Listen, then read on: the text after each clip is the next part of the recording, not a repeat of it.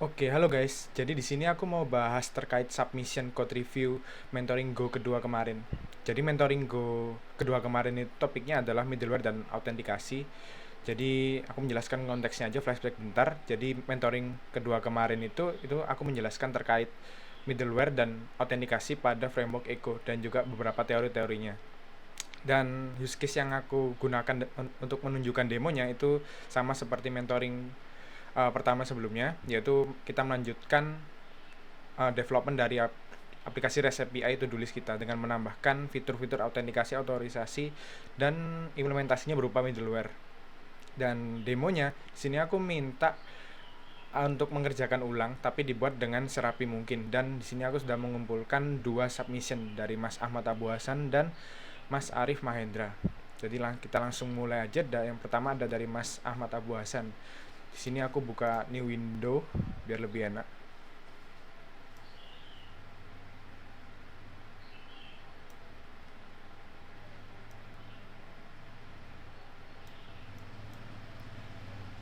Oke, kita sudah masuk di codingannya Mas Ahmad Abu Hasan. Eh, Kalian dari yang aku lihat sekilas, codingannya hampir serupa dengan apa yang aku kerjakan. Jadi untuk kali ini aku nggak banyak review terkait codingannya Mas Ahmad Abu Hasan. Dan reviewnya pun hampir serupa dengan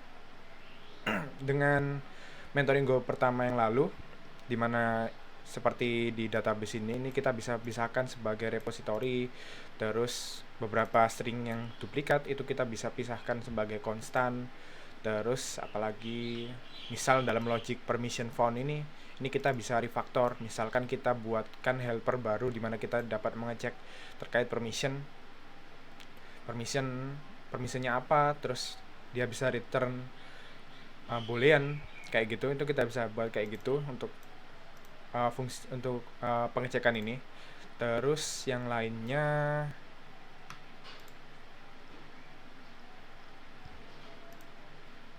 ya kurang lebih sama sih. Kalau misal aku boleh saran juga, mungkin kita bisa menerapkan konsep clean architecture mungkin. Jadi kita menyediakan package baru namanya service atau use case, di mana nanti itu dipanggil sama controller. Jadi tugasnya controller cuma memvalidasi dan menangkap requestnya aja. Terus dari controller itu, nah parameter-parameternya, logiknya itu dipas di service layer, service layer seperti itu. Dan ini bisa kita pisahkan env gitu misal. Dan di sini model sudah oke, kita pisahkan struct-structnya dalam suatu package tertentu. Oke, jadi itu reviewku untuk codingannya Mas Ahmad Abu Hasan. Thank you banget buat Mas Ahmad sudah bersedia code-nya untuk di-review. Oke, kita lanjut ke codingan kedua. Codingan kedua ini ada dari Mas Arif Mahendra. Dan Mas Arif Mahendra ini sudah bilang ke aku kalau dia ingin mencoba hal baru. Dia mengaplikasikan clean architecture dengan frameworknya yang beda. Kalau sebelumnya aku pakai Echo, Mas Arif implementasinya pakai Gin. Tidak masalah, karena ya yang aku minta itu adanya improvisasi ya. Jadi kita merapikan project kita dengan use case yang sama. Nggak masalah. Good, thank you Mas Arif. Dan kita mulai. Untuk entry point-nya di sini nggak ada di root project, tapi kalau aku lihat tadi ada di folder namanya app. Biasanya kalau di Go itu entry point itu umumnya masuk ke folder namanya CMD. Tapi terkait struktur folder aku nggak begitu ada masalah sih, selama projectnya terstruktur dengan jelas, jadi nggak ada masalah. Jadi entry point-nya ada di folder app.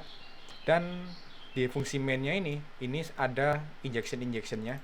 Jadi dia clean architecture itu kita memisahkan aplikasi kita dalam beberapa layer. Misal layer-layernya itu ada controller, ada service atau use case, ada repository, ada entity, dan lain-lain. Dan setiap layernya itu kita abstraksikan menggunakan interface. Dan interface itu kental banget dengan yang namanya injection atau dependency injection. Dan proses dependency injectionnya itu seperti ini. Jadi kita membuat scope repository baru. Misal di sini kita buat new scope service baru, dan scope service itu butuh apa aja sih? Misal scope service itu butuh database. Nah, database-nya itu tadi diabstraksikan lewat repository. Maka repository-nya aja yang kita inject di service-nya. Begitu. Jadi itu untuk clean architecture. Dan juga Mas Arif ini sudah mengabstraksikan istilahnya, mengabstraksikan implementasi GIN-nya melalui http.server. Jadi proses pembuatan router GIN-nya itu dari fungsi new router yang ada di package router ini. Good, nggak masalah. Jadi kita pakai implementasi built-in HTTP dari Go, tapi routernya kita pakai GIN. Bagus Mas Arif, nggak masalah.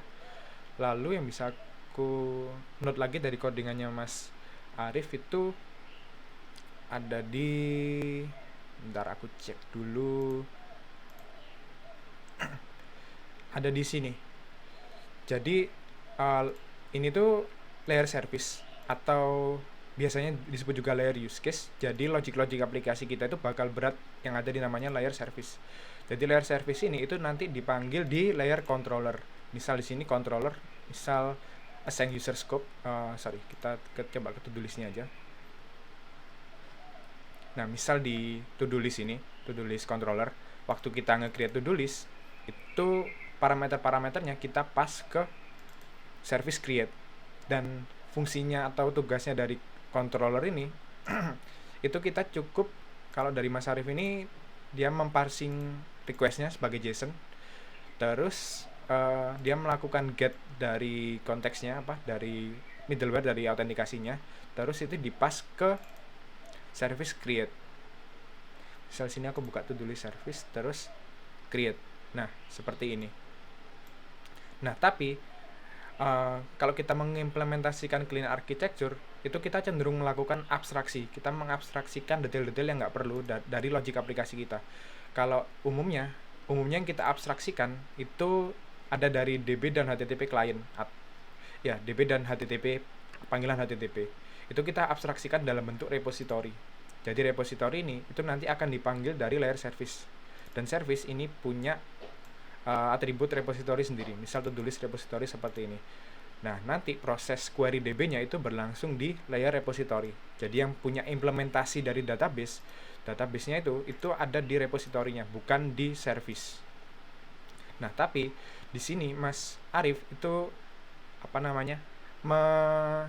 menyimpan data DB-nya atau implementasi DB-nya ini disimpan.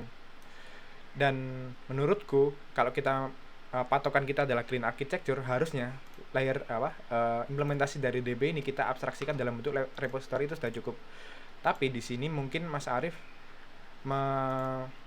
mengimplementasikan DB karena Mas Arif pengen melakukan yang namanya transaksi. Jadi transaksi itu apa? Jadi transaksi itu kalau konteksnya dalam database, transaksi itu adalah kalau kita ingin melakukan beberapa eksekusi query sekaligus dalam satu endpoint, itu baiknya kita bungkus transaksi. Kenapa? Karena kalau kita bungkus transaksi, kalau misal salah satu proses query-nya itu ada yang gagal, itu dia bisa digagalkan semua. Jadi data-data yang ada di database itu aman. Dan di sini Mas Arif mengimplementasikan DB untuk menginisiasi transaksi. Dan kalau menurutku pribadi dari pengalamanku, inisiasi transaksi dalam clean architecture itu agak tricky sih.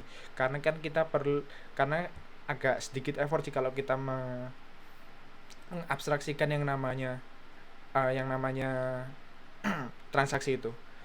Dan langkah yang biasa ditempuh itu antara kita lakukan link abstraction-nya dengan kita tetap pertahanin DB-nya, kita tetap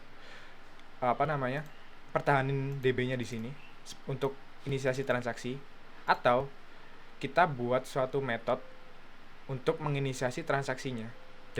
Jadi metode untuk transaksi itu enggak perlu tahu implementasi DB-nya apa. Kalau yang biasa aku lakukan dari pengalamanku itu biasanya di repository itu aku inisiasi transaksinya itu dari repository. Ini misal ini transaction kayak gini.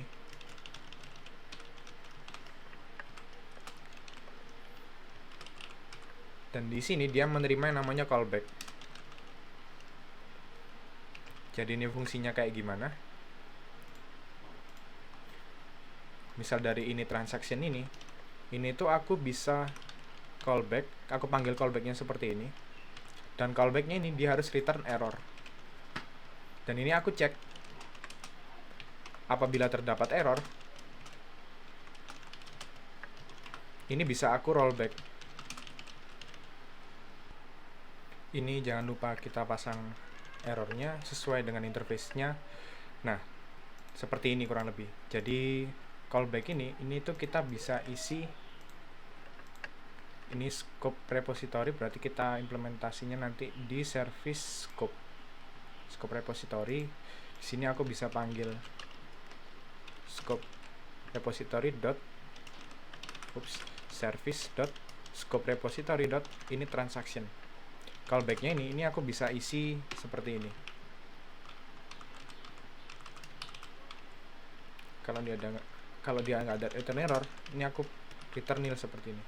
Nah, jadi dia bisa secara otomatis ngedetek apakah di dalam callback ini ada error apa enggak. Kalau ada error, kita bisa rollback transaksinya seperti ini. Jadi itu sih yang pattern yang biasa aku lakukan, tapi hal-hal kayak gini masih, kalau menurutku masih dalam ranah perdebatan kalau dari pengalamanku, karena ya itu tadi, implementasi clean architecture yang benar-benar clean itu agak-agak sulit, dan kita cenderung mengambil jalan pintas lah istilahnya. Dan semua itu bukan tentang best practice, tapi best fit atau hal yang cocok pada kondisi kita sekarang. Hal lain yang bisa aku note dari codingannya Mas Arif Mahendra ini ada di layer model. Jadi Mas Arif ini membagi layer modelnya itu jadi 3 bagian. Ada model untuk domain, ada model untuk DTO, ada model untuk middleware. Model untuk domain ini terkait, kalau dari yang aku lihat ini terkait struct yang nanti akan digunakan di logic aplikasinya, bisa jadi itu di service nanti. Dan layer DTO ini, model DTO ini digunakan sebagai representasi dari request response, dan ini biasanya digunakan di controller. Terus yang aku notice lagi itu ada model untuk middleware, dan ini digunakan di middleware di middleware autentikasinya. Menurutku sebenarnya layer model ini kita cukup perlu satu file aja, jadi kita nggak perlu bagi ini jadi 3. Kenapa? Karena kalau di clean architecture itu kan sebenarnya clean architecture itu mengatur arah atau arus dari dependensinya. Misalkan seperti ini. Kalau yang biasa aku temui, arah dependensinya itu kurang lebih kayak gini. Misal dari controller itu dia memanggil service. Dari service itu dia memanggil repository. Dari repository itu memanggil model. Yang ku maksud memanggil di sini itu melakukan import. Nah, arahnya itu kayak gini. Kalau misal model kita buat kayak 3 tadi, ada DTO, ada domain, ada middleware, itu menurutku agak sedikit mengacaukan flow-nya ini. Sebenarnya kalau bisa kita refactor ini, menurutku itu DTO ini harusnya itu berada di layer service. Jadi controller nanti kalau perlu DTO itu tinggal mengambil dari layer service ini. Terus middleware ini kita bisa masukkan langsung di middleware ini sebagai struct. Dan domain ini bisa kita keluarkan karena dia kan model utamanya ya. Bisa kita keluarkan, jadi nggak perlu masuk ke sub package. Hal lain yang perlu aku note dari codingannya Mas Arif ini ada di error handlingnya. Jadi Mas Arif ini mengimplementasikan satu entry point untuk error handling. Itu bisa dicek di router.go. Nah, jadi di sini error handlingnya yang diimplementasikan oleh Mas Arif. Apabila kita buka fungsinya, di sini ada beberapa error handling, misal ada validation error, not found error, unauthorized, forbidden, dan lain-lain. Hal ini pun juga biasa aku implementasikan. Jadi kan lebih enak tuh kalau kita handlingnya ada di satu tempat. Jadi kalau misal ada apa-apa kita pengen menambahkan, kita cukup menambahkan di satu titik ini. Kan lebih enak kayak gitu. Tapi implementasinya Mas Arif ini dia melakukan panic untuk tiap error, dan ini bisa dicek di fungsi panic if error. Setiap ada error yang terdeteksi, dia melakukan panic. Dan menurutku approach kayak gini ini agak sedikit tricky sih. Kenapa? Karena error handling atau panic handling di Go itu agak berbeda dengan error handling pada umumnya. Karena di Go itu apabila ada panic, itu kita perlu catch istilahnya. Catch dengan fungsi recover. Dan recover ini jatuhnya ke ranah ke harus kita defer lah istilahnya, harus kita defer.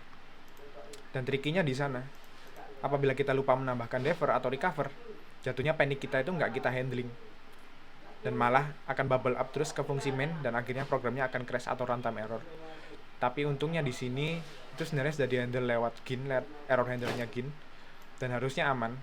Tapi ya perlu hati-hati apabila kita menggunakan approach kayak gini, karena kita harus selalu melakukan panic lah istilahnya. Oke, mungkin itu sih kalau masukanku untuk codingannya Mas Arif Mahendra. Thank you banget Mas udah submit, keren codingannya dan mengimplementasikan clean architecture.